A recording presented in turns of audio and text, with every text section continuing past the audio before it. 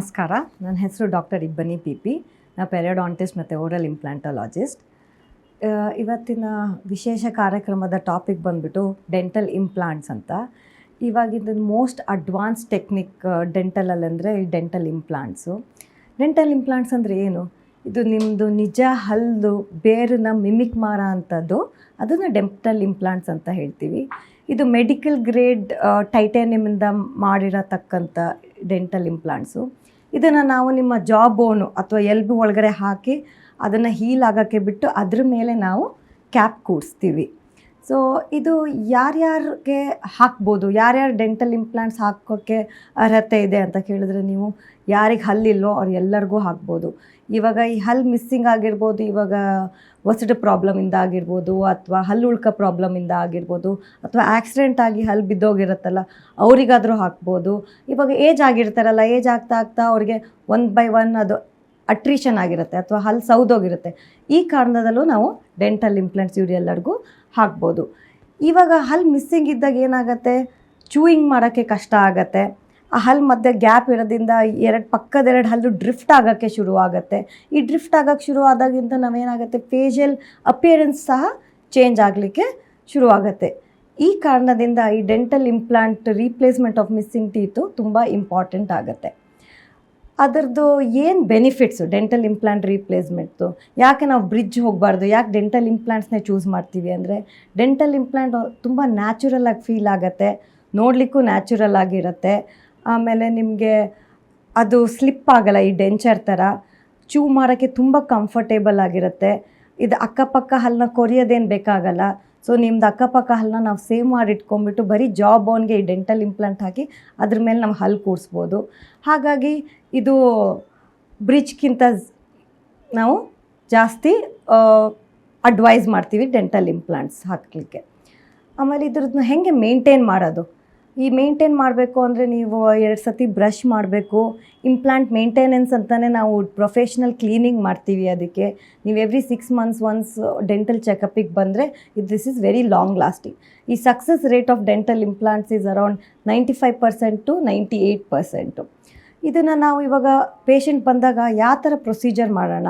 ಇವಾಗ first patient ಬಂದರೆ ನಾವು ಅದನ್ನ ಕನ್ಸಲ್ಟೇಷನ್ ಮಾಡ್ತೀವಿ.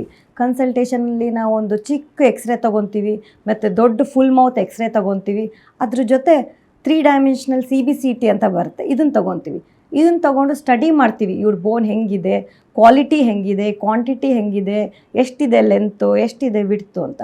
ಅದ್ರ ತಕ್ಕಂಗೆ ಅದು ಇಂಪ್ಲಾಂಟ್ ಸೈಜ್ನ ನಾವು ಚೂಸ್ ಮಾಡ್ತೀವಿ.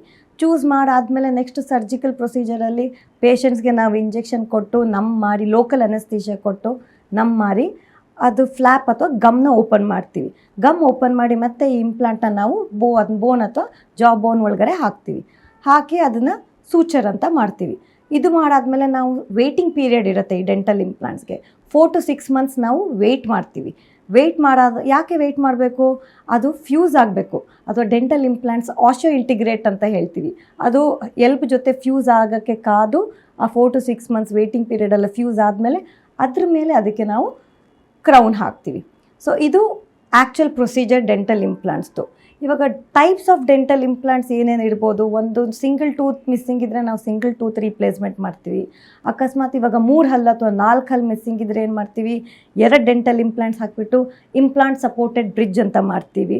ಅಕಸ್ಮಾತ್ ಇವಾಗ ಹಲ್ಲೇ ಇಲ್ಲದೇ ಇದ್ದರೆ ಬಾಯಲ್ಲಿ ಅವ್ರಿಗೂ ನಾವು ಫುಲ್ ಮೌತ್ ಡೆಂಟಲ್ ಇಂಪ್ಲಾಂಟ್ಸ್ ಹಾಕ್ತೀವಿ. ಇವಾಗ ಫುಲ್ ಮೌತ್ ಡೆಂಟಲ್ ಇಂಪ್ಲಾಂಟ್ಸ್ ಮೇಲ್ಗಡೆ 6 to 8 ಇಂಪ್ಲಾಂಟ್ಸ್ ಹಾಕ್ಬೋದು, ಲೋವರು ನಾವು 6 to 8 implants hockey complete implant supported fixed bridge ಕೊಡ್ತೀವಿ ಅಪ್ಪರ್ ಆ್ಯಂಡ್ ಲೋವರ್ಗೆ.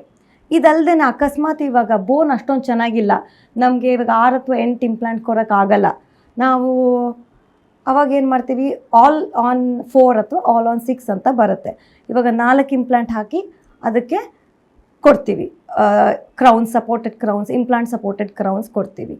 ಇಲ್ಲದೇ ಇನ್ನೊಂದಂದರೆ ಓವರ್ ಡೆಂಚರ್ ಅಂತ ಬರುತ್ತೆ, ಇಂಪ್ಲಾಂಟ್ ಸಪೋರ್ಟೆಡ್ ಓವರ್ ಡೆಂಚರ್. ಇವಾಗ ಮೇಲ್ಗಡೆಗೆ 4 ಇಂಪ್ಲಾಂಟ್ ಹಾಕ್ಬೋದು ಅಥವಾ ಕೆಳಗಡೆಗೆ 2 ಇಂಪ್ಲಾಂಟ್ ಹಾಕಿ ಅದ್ರ ಸಪೋರ್ಟ್ ತಗೊಂಡು ರಿಮೂವಬಲ್ ಡೆಂಚರ್ ಫಿಕ್ಸ್ ಮಾಡ್ತೀವಿ. ಇದು ಹಾಕಿ ತೆಗಿಯೋ ಥರನೇ ಇರುತ್ತೆ, ಆದರೆ ನೀವು ಅದು ಹಾಕಿದಾಗ ಸ್ನ್ಯಾಪ್ ಫಿಟ್ ಬರುತ್ತೆ. ಸೊ ನಿಮ್ಗೊಂಥರ ಸೆಮಿ ಫಿಕ್ಸ್ಡ್ ಆಪ್ಷನ್ಸ್ ಥರ ಇದು ಇರುತ್ತೆ.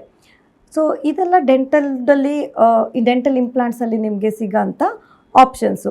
ಈ ಥರ ಹಲವಾರು ಪ್ರಾಬ್ಲಮ್ಸ್ಗೆ ಬೇರೆ ಬೇರೆ ಥರ ಡೆಂಟಲ್ ಇಂಪ್ಲಾಂಟ್ಸಲ್ಲಿ ಸೊಲ್ಯೂಷನ್ ಮಾಡ್ಬೋದು ನಾವು. ಸೊ ನೀವು ನಿಮ್ಮ ದಂತ ವೈದ್ಯರ ಹತ್ರ ಹೋಗಿ ಅವ್ರ ಹತ್ರ ಮಾತಾಡಿ ನಿಮಗೆ ಯಾವುದು ಮೋಸ್ಟ್ ಸೂಟೇಬಲ್ ಟ್ರೀಟ್ಮೆಂಟ್ ಅಂತ ಆಗುತ್ತೋ ಅದನ್ನು ಮಾಡಿಸ್ಕೊಳ್ಳಿ. ಸೊ ಇವಾಗ ಡೆಂಟಲ್ ಇಂಪ್ಲಾಂಟ್ಸಲ್ಲಿ ತುಂಬ ಮಿತ್ಸ್ ಇದ್ದಾವೆ. ಸೊ ಏನಿರ್ಬೋದು ಅಂದರೆ ಇವಾಗ ಡೆಂಟಲ್ ಇಂಪ್ಲಾಂಟ್ ಹಾಕಿದ ತಕ್ಷಣ ಬಿದ್ದೋಗ್ಬಿಡುತ್ತೆ, ಜಾಸ್ತಿ ದಿನ ಬಾಳಿಕೆ ಬರಲ್ಲ ಅಂತ. ಅದು ಮಿತ್ತು. ನೀವು ಕರೆಕ್ಟಾಗಿ ಕೇರ್ ತೊಗೊಂಡ್ರೆ dental implants is for ever, long lasting, ಎಷ್ಟು ವರ್ಷ ಬೇಕಾದರೂ ಇರುತ್ತೆ. ಇನ್ನೊಂದು ಮಿತ್ ಬಂದ್ಬಿಟ್ಟು ಇದು ಬರೀ ವಯಸ್ಸಾದವ್ರಿಗೆ ಮಾತ್ರ ಹಾಕೋದು ಅಂತ. ಹಾಗೇನಿಲ್ಲ, ಯಾರಿಗೆ ಬೇಕಾದರೂ ಹಾಕ್ಬೋದು. ಆದರೆ ಅಬೌವ್ 18 ಇಯರ್ಸ್ಗೆ ಮಾತ್ರ ನಾವು ಹಾಕೋಕ್ಕೆ ಪ್ರಿಫರ್ ಮಾಡ್ತೀವಿ. ಸೊ ಅಡಲ್ಟ್ಸ್ಗೆ ಯಾವ ಏಜ್ ಆದರೂ ನಾವು ಈ ಡೆಂಟಲ್ ಇಂಪ್ಲಾಂಟ್ಸ್ನ ಹಾಕ್ಬೋದು.